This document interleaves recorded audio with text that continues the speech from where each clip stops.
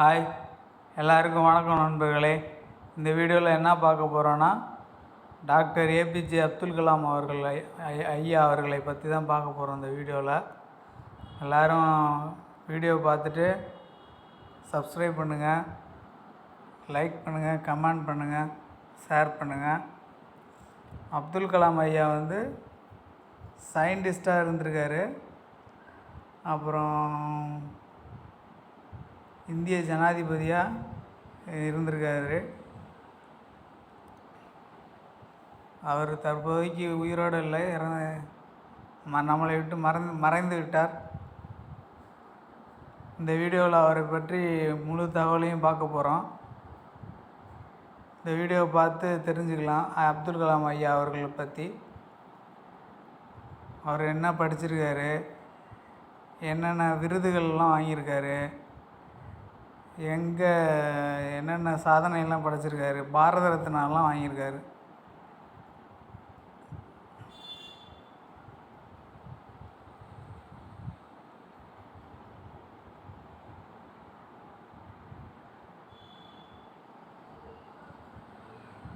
விண்வெளி நாயகன்.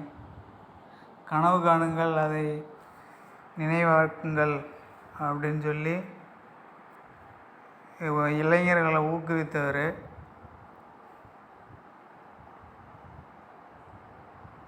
தூக்கத்தில் வருவதல்ல கனவு, உன்னை தூங்க விடாமல் சிந்திக்க வைப்பது தான் கனவு அப்படின்னு சொல்லி எல்லா இளைஞர்களையும் ஊக்குவிப்பார். 2020 இந்தியா வல்லரசு ஆகணும் அப்படின்னு சொல்லி கனவு கண்டவர். கனவு காண சொல்லி இளைஞர்களை புத்துணர்ச்சி எழுப்பினார். அப்துல் கலாம் ஐயாவை பற்றி தான் இந்த வீடியோவில் ஃபுல்லாக பார்க்க போகிறோம். வாங்க தெரிஞ்சுக்கலாம். வாங்க வீடியோக்குள்ளே போகலாம் நண்பர்களே.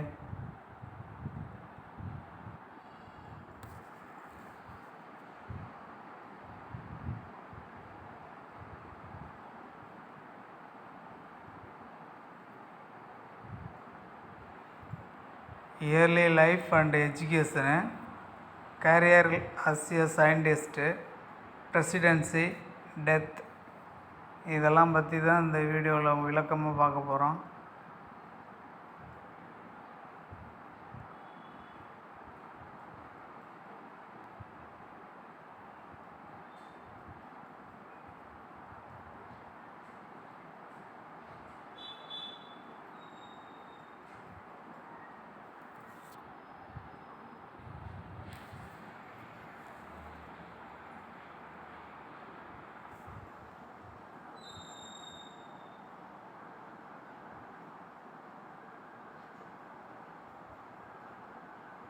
Early life and education. Abu Bakr Jainul-Abdin Abdul Kalam was born on the 15th of October 1931 to a Tamil Muslim family in the pilgrimage center of Rameshwaram on Pamban Island. Then in the Madras Presidency and now in the state of Tamil Nadu. His father Jainul-Abdin was a boat owner and imam of a local mosque. His mother Ashiyama was a housewife. His father owned a ferry that took Hindu pilgrims back and forth between Rameshwaram and the now uninhabited Dhanushkodi. Kalam was the youngest of 4 brothers and one sister in his family. His ancestors had been wealthy traders and landowners, with numerous properties and large tracts of land. Their business had involved trading groceries between the mainland and the island and to and from Sri Lanka, as well as ferrying pilgrims between the mainland and Pamban. As a result, the family acquired the title of Mara Kalam Iyakiva, wooden boat steerers, which over the years became shortened to Marakia. With the opening of the Pamban Bridge to the mainland in 1914, however, the businesses failed and the family fortune and properties were lost over time. Apart from the ancestral home, by his early childhood, Kalam's family had become poor at an early age. He sold newspapers to supplement his family's income. In his school years, Kalam had average grades but was described as a bright and hardworking student who had a strong desire to learn. He spent hours on his studies, especially mathematics, After completing his education at the Schwartz Higher Secondary School, Ramanathapuram, Kalam went on to attend St. Joseph's College, Tiruchirappalli, then affiliated with the University of Madras, from where he graduated in physics in 1954. He moved to Madras in 1955 to study aerospace engineering in Madras Institute of Technology, while Kalam was working on a senior class project. The dean was dissatisfied with his lack of progress and threatened to revoke his scholarship unless the project was finished within the next 3 days. Kalam met the deadline, impressing the dean, who later said to him, "I was putting you under stress and asking you to meet a difficult deadline."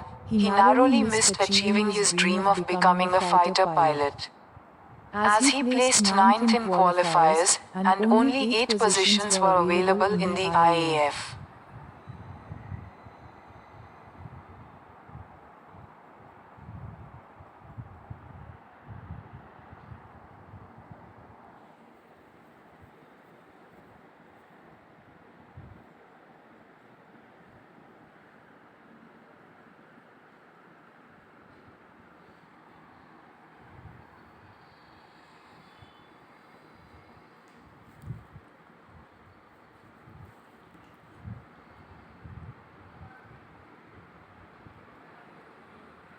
ஆரம்பகால வாழ்க்கை மற்றும் கல்வி. அவுல் Pakkir Jainulabdeen Abdul Kalam October 15, 1931 அன்று பம்பன் தீவில் உள்ள ராமேஸ்வரம் யாத்திரை மையத்தில் உள்ள ஒரு தமிழ் முஸ்லிம் குடும்பத்தில் பிறந்தார்.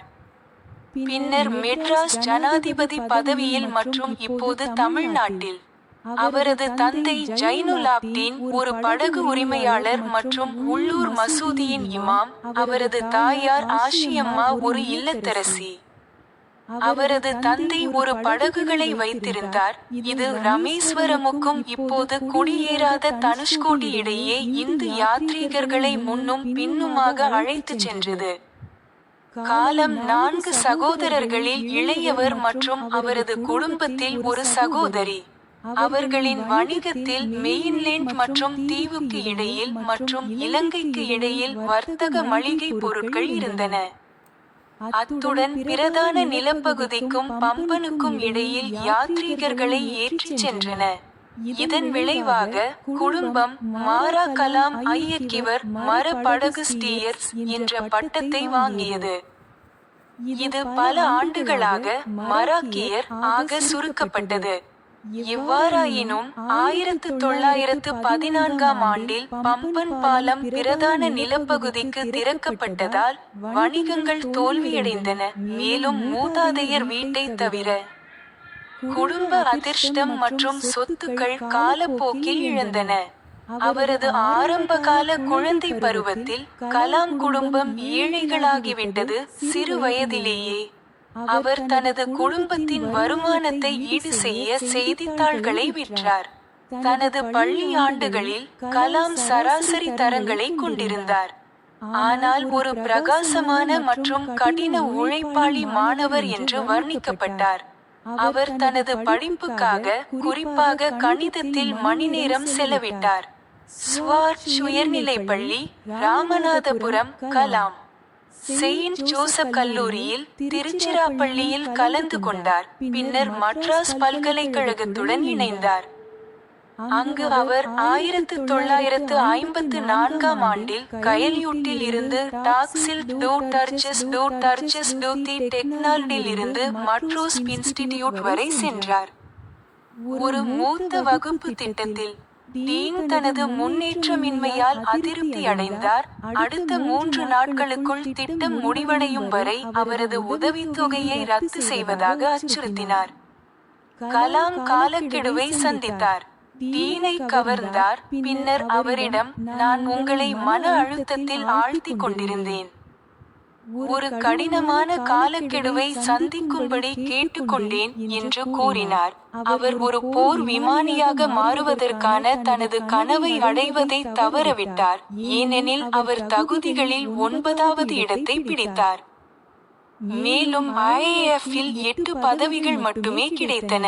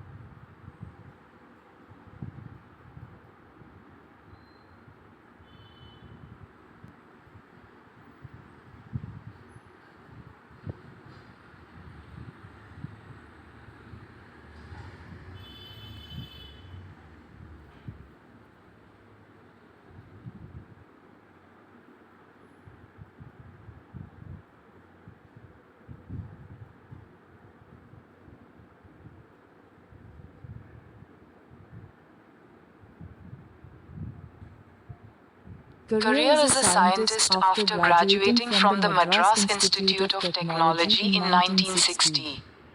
Kalam joined the Aeronautical Development Establishment of the Defence Research and Development Organization by Press Information Bureau.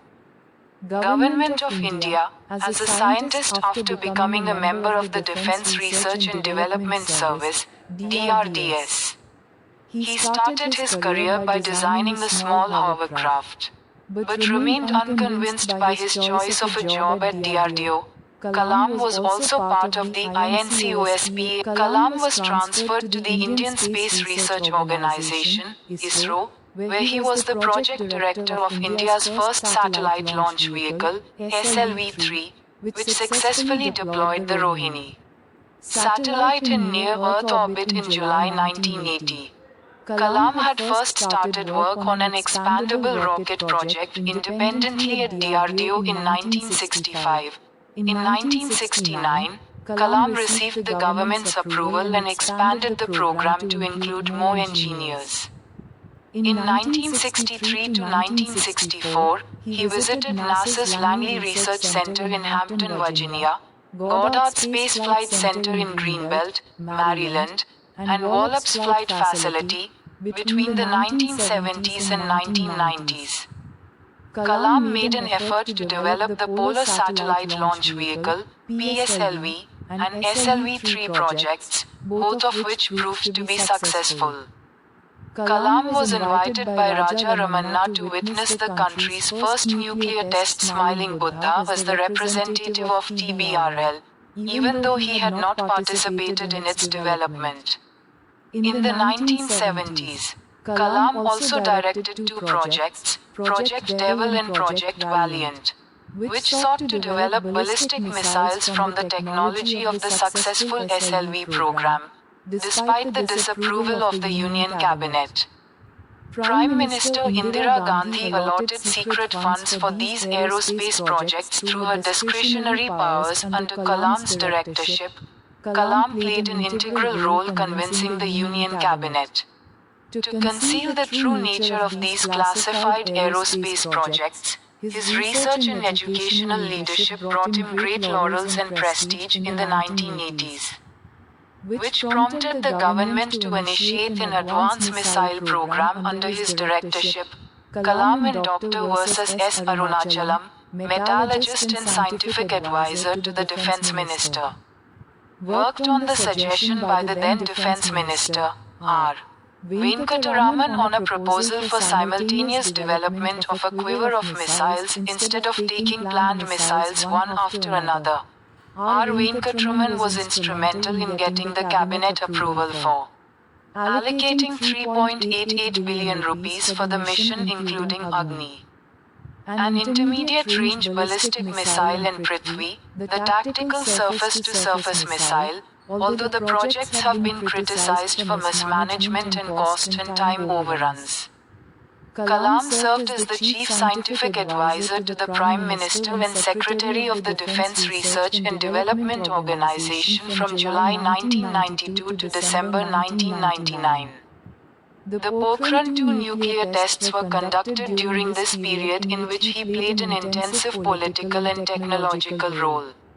Kalam served as the chief project coordinator, along with Rajagopala Chidambaram, during the testing phase. Media coverage of Kalam during this period made him the country's best-known nuclear scientist. In 1998, along with cardiologist Soma Raju, Kalam developed a low-cost coronary stent, named the Kalam Raju stent. In 2012, the duo designed a rugged tablet computer for healthcare in rural areas, which was named the Kalam Raju tablet.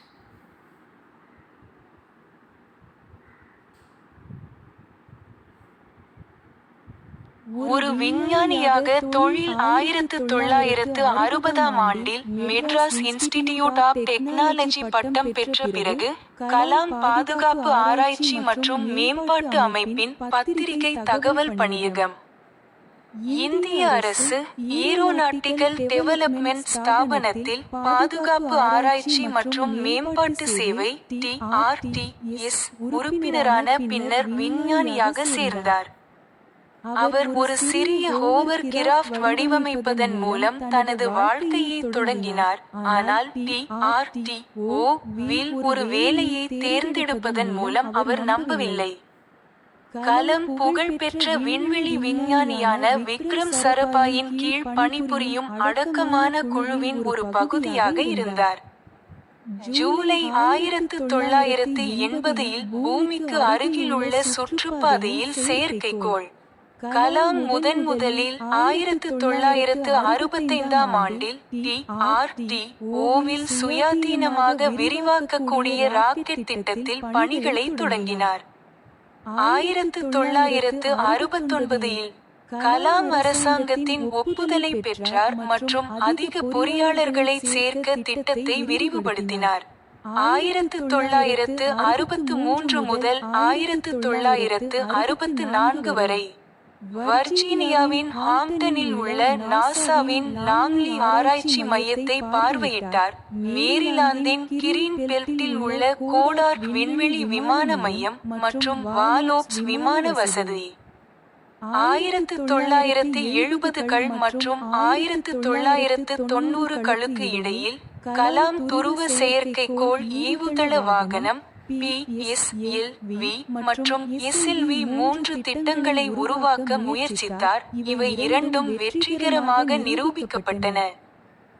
நாட்டின் முதல் அணுசக்தி சோதனையை TPRL பிரதிநிதியாக சிரித்த நாட்டின் முதல் அணுசக்தி சோதனைக்கு சாட்சியாக கலாம் ராஜா அழைத்தார். அவர் அதன் வளர்ச்சியில் பங்கேற்கவில்லை என்றாலும் 1970களில் கலாம் 2 திட்டங்களையும் இயக்கினார், ப்ராஜெக்ட் டெவில் மற்றும் ப்ராஜெக்ட் வேலியன்ட். இது வெற்றிகரமான SLV-இன் தொழில்நுட்பத்திலிருந்து பாலிஸ்டிக் ஏவுகணைகளை உருவாக்க முயன்றது. புரோகிராம் தொழிற்சங்க அமைச்சரவையின் மறுப்பு ஏற்பட்டாலும் பிரதம மந்திரி இந்திரா காந்தி இந்த விண்வெளி திட்டங்களுக்கு கலாமின் இயக்குனரின் கீழ் தனது விருப்பப்படி அதிகாரங்கள் மூலம் ரகசிய நிதிகளை ஒதுக்கினார். அவரது இயக்குனரின் கீழ் மேம்பட்ட ஏவுகணை திட்டம் கலாம் மற்றும் பாதுகாப்பு அமைச்சரின் மெட்டலர்கிஸ்ட் மற்றும் விஞ்ஞான ஆலோசகர் டாக்டர் VS அருணாச்சலம், அப்போதைய பாதுகாப்பு மந்திரி R. வெங்கடராமன் ஆகியோரின் ஆலோசனையின் பேரில் பணியாற்றினார். அக்னி ஒரு இடைநிலை வரம்பு பாலிஸ்டிக் ஏவுகணை மற்றும் பிருத்வி தந்திரோபாய மேற்பரப்பு ஏவுகணை உட்பட. இருப்பினும் திட்டங்கள் தவறான நிர்வாகம் மற்றும் செலவு மற்றும் நேர மீறல்களுக்காக விமர்சிக்கப்பட்டுள்ளன. கலாம் பிரதமரின் தலைமை அறிவியல் ஆலோசகராகவும் ஜூலை 1992 முதல் டிசம்பர் 1999 வரை பாதுகாப்பு ஆராய்ச்சி மற்றும் மேம்பாட்டு அமைப்பின் செயலாளராகவும் பணியாற்றினார். இந்த காலகட்டத்தில் போக்ரான் 2 அணுசக்தி சோதனைகள் நடத்தப்பட்டன. அதில் அவர் தீவிர அரசியல் மற்றும் தொழில்நுட்ப பாத்திரத்தை வகித்தார். சோதனை கட்டத்தின் போது ராஜகோபாலா சிதம்பரத்துடன் கலாம் தலைமை திட்ட ஒருங்கிணைப்பாளராக பணியாற்றினார். இந்த காலகட்டத்தில் கலாம் மீடியா கவரேஜ் அவரை நாட்டின் சிறந்த அணு விஞ்ஞானியாக மாற்றியது. 1998 ஆண்டில் இருதய நோய் நிபுணர் சோமா ராஜுவுடன் கலாம் ராஜு ஸ்டென்ட் என்று பெயரிடப்பட்ட குறைந்த விலை கரோனரி ஸ்டென்டை உருவாக்கினார். 2012 இருவரும் கிராமப்புறங்களில் சுகாதார பாதுகாப்புக்காக ஒரு கரடுமுரடான டேப்லெட் கணினியை வடிவமைத்தனர். அதற்கு கலாம் ராஜு டேப்லெட் என்று பெயரிடப்பட்டது.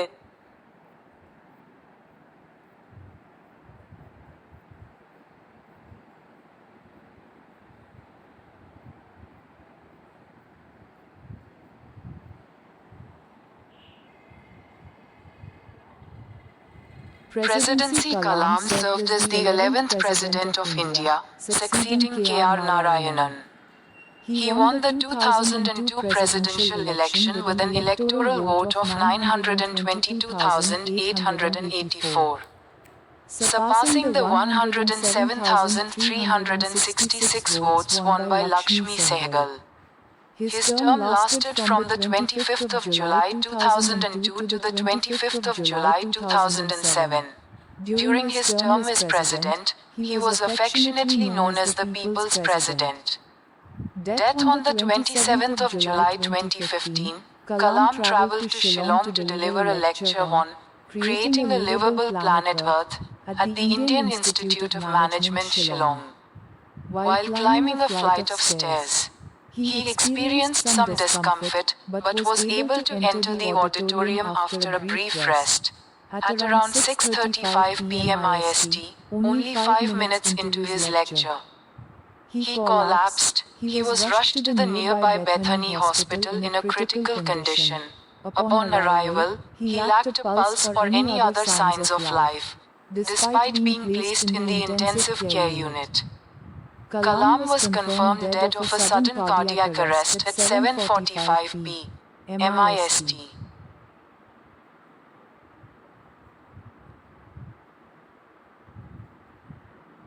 ஜனாதிபதி பதவி கலாம் இந்தியாவின் 11வது ஜனாதிபதியாக பணியாற்றினார். கே.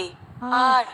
நாராயணனுக்கு பிறகு அவர் 2002 ஜனாதிபதி தேர்தலில் 9,22,884 தேர்தல் வாக்கெடுப்புடன் வென்றார். லட்சுமி சாகல் வென்ற 1,07,366 வாக்குகளை தாண்டினார்.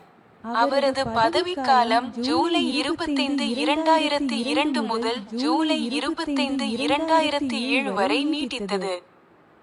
ஜனாதிபதியாக இருந்த அவரது பதவிக்காலம் அவர் மக்கள் ஜனாதிபதியாக அன்பாக அறியப்பட்டார். மரணம் ஜூலை 27, 2015 அன்று. கலாம் ஷில்லாங்கிற்கு ஒரு வாழக்கூடிய கிரக பூமியை உருவாக்குதல் குறித்த விரிவுரை வழங்க ஷில்லாங்கிற்கு பயணம் செய்தார். படிக்கட்டுகளின் விமானத்தில் ஏறும் போது அவர் சில ஓம் கரியங்களை அனுபவித்தார். ஆனால் சுருக்கமான ஓய்வுக்கு பிறகு ஆடிட்டோரியத்திற்குள் நுழைய முடிந்தது. மாலை காலை 6:35 மணியளவில் IST தனது சொற்பொழிவுக்கு 5 நிமிடங்கள் மட்டுமே. அவர் சரிந்தார். அவர் ஆபத்தான நிலையில் அருகிலுள்ள பெத்தானி மருத்துவமனைக்கு கொண்டு செல்லப்பட்டார். வந்தவுடன் அவருக்கு ஒரு துடிப்பு அல்லது வாழ்க்கையின் வேறு எந்த அறிகுறிகளும் இல்லை. தீவிர சிகிச்சை பிரிவில் வைக்கப்பட்டிருந்தாலும் இரவு காலை 7:45 மணிக்கு திடீரென இருதய கைது செய்யப்பட்ட Kalam உறுதிப்படுத்தப்பட்டார்.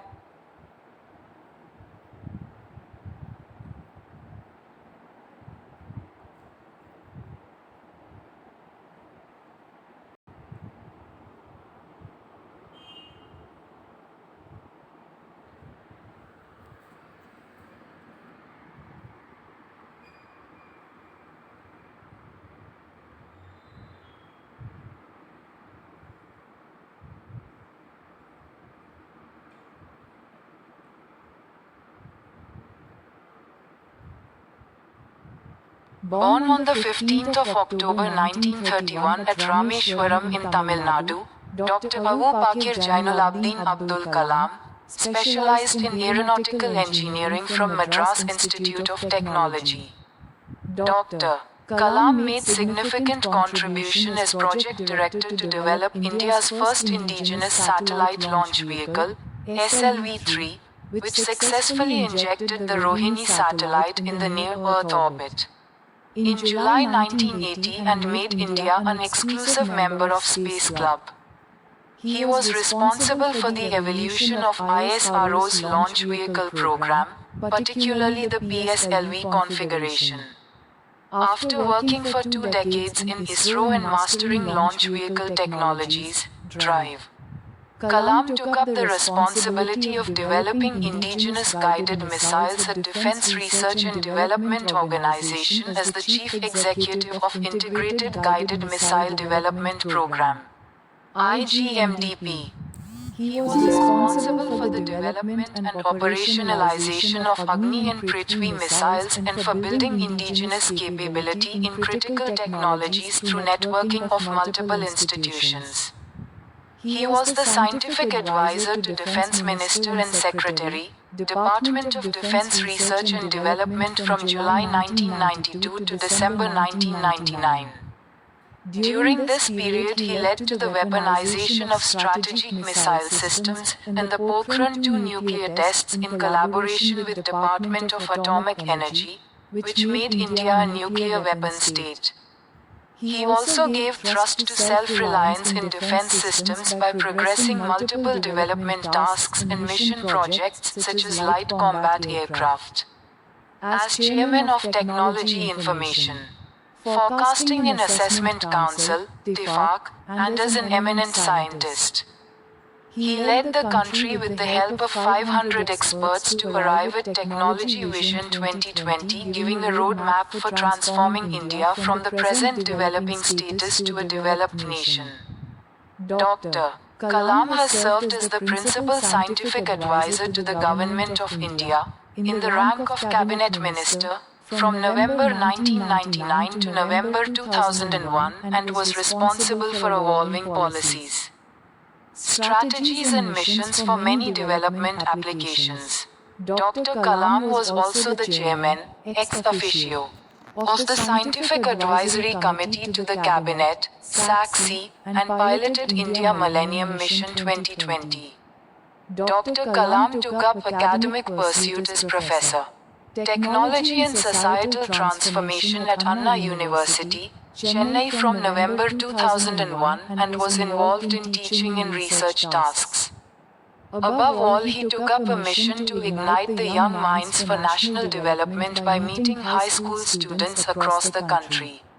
In his literary pursuit, four of Dr. Kalam's books, Wings of Fire, India 2020, A Vision for the New Millennium, My Journey, and Ignited Minds, Unleashing the Power Within India, have become household names in India and among the Indian nationals abroad. These books have been translated in many Indian languages. Dr. Kalam is one of the most distinguished scientists of India with the unique honor of receiving honorary doctorates from 30 universities and institutions. He has been awarded the coveted civilian awards, Padma Bhushan, 1981, and Padma Vibhushan, 1990, and the highest civilian award Bharat Ratna, 1997. He is a recipient of several other awards and fellow of many professional institutions. Dr. Kalam became the 11th President of India on the 25th of July 2002. His focus is on transforming India into a developed nation by 2020.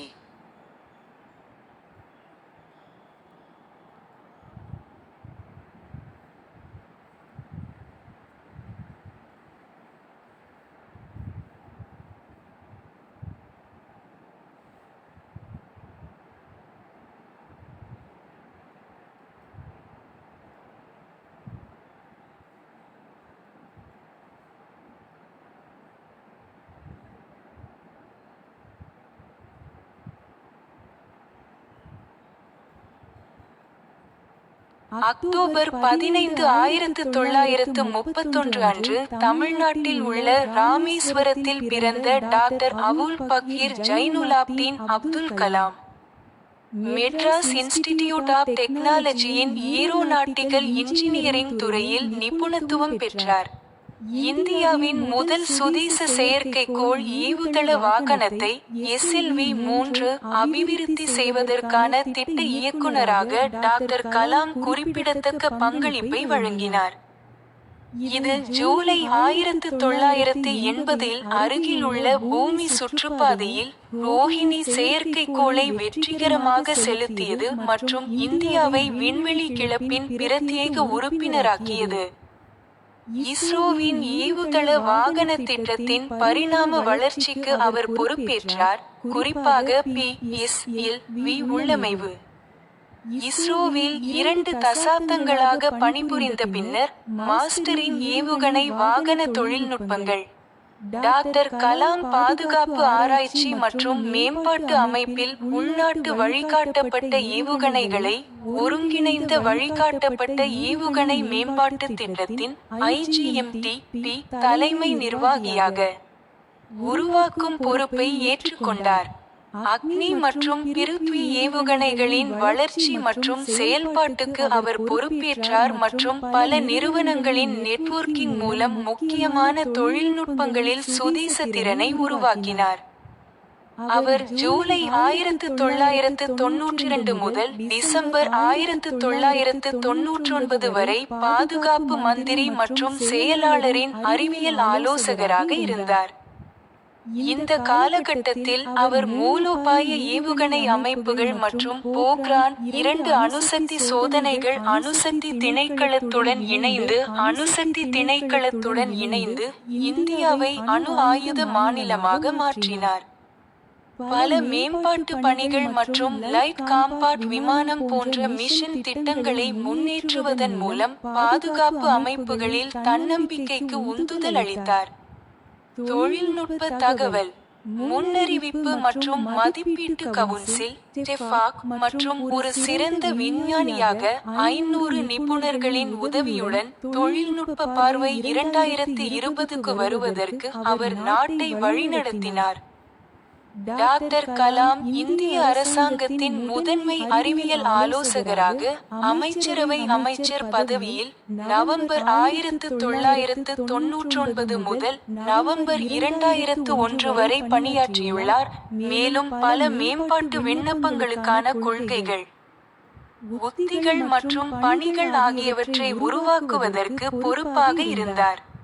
Doctor Kalam அமைச்சரவைக்கான அறிவியல் ஆலோசனை குழுவின் SEG மற்றும் pilot India millennium mission 2020 இன் தலைவராகவும் இருந்தார். Doctor Kalam November 2001 முதல் சென்னை அண்ணா பல்கலைக்கழகத்தில் பேராசிரியர், தொழில்நுட்பம் மற்றும் சமூக மாற்றமாக கல்விசார் நாட்டத்தை மேற்கொண்டார். மேலும் கற்பித்தல் மற்றும் ஆராய்ச்சி பணிகளில் ஈடுபட்டார். எல்லாவற்றிற்கும் மேலாக நாடு முழுவதும் உள்ள உயர்நிலை பள்ளி மாணவர்களை சந்திப்பதன் மூலம் தேசிய மேம்பாட்டுக்கான இளம் மனதை தூண்டுவதற்கான ஒரு பணியை அவர் எடுத்துக்கொண்டார். டாக்டர் கலாமின் 4 புத்தகங்களில் விங்ஸ் ஆஃப் ஃபயர், இந்தியா 2020 புதிய மில்லினியத்திற்கான ஒரு பார்வை, மை ஜர்னி மற்றும் பற்றவைக்கப்பட்ட மைண்ட்ஸ், இந்தியாவுக்குள் அதிகாரத்தை கட்டவிழ்த்து விடுதல் ஆகியவை இந்தியாவிலும் வெளிநாட்டிலும் உள்ள இந்திய பிரஜர்களிடையே வீட்டு பெயர்களாக மாறிவிட்டன. இந்த புத்தகங்கள் பல இந்திய மொழிகளில் மொழிபெயர்க்கப்பட்டுள்ளன. 30 பல்கலைக்கழகங்கள் மற்றும் நிறுவனங்களிலிருந்து ஹானரரி முனைவர் பட்டம் பெறுவதற்கான தனித்துவமான மரியாதை கொண்ட இந்தியாவின் மிகவும் புகழ்பெற்ற விஞ்ஞானிகளில் டாக்டர் கலாம் ஒருவர். அவருக்கு விரும்பத்தக்க சிவில் விருதுகள் பத்ம பூஷான் 1981 மற்றும் பத்மா விபூஷன் 1990 மற்றும் மிக உயர்ந்த சிவில் விருது பாரத் ரத்னா 1997 வழங்கப்பட்டுள்ளது. அவர் பல விருதுகளை பெற்றவர் மற்றும் பல தொழில்முறை நிறுவனங்களின் சக. டாக்டர் கலாம் 2002 ஜூலை 25ஆம் தேதி இந்தியாவின் 11வது ஜனாதிபதியானார். 2020ஆம் ஆண்டில் இந்தியாவை வளர்ந்த தேசமாக மாற்றுவதில் அவரது கவனம் உள்ளது. அப்துல் கலாம் பற்றி முழு வீடியோ பார்த்ததுக்கு ரொம்ப நன்றி நண்பர்களே. மேலும் அடுத்த வீடியோவில் சந்திக்கலாம். இத்தோடு இந்த வீடியோ முடிவடைகிறது. நம்ம சேனலை தொடர்ந்து பார்க்குறதுக்கு சப்ஸ்கிரைப் பண்ணி பெல் ஐக்கானை ப்ரெஸ் பண்ணிக்கிங்க. நம்ம போடுற வீடியோ கண்டினியூஸாக உங்கள் சேனலுக்கு வந்து சேரும். Please subscribe, like and comment, share.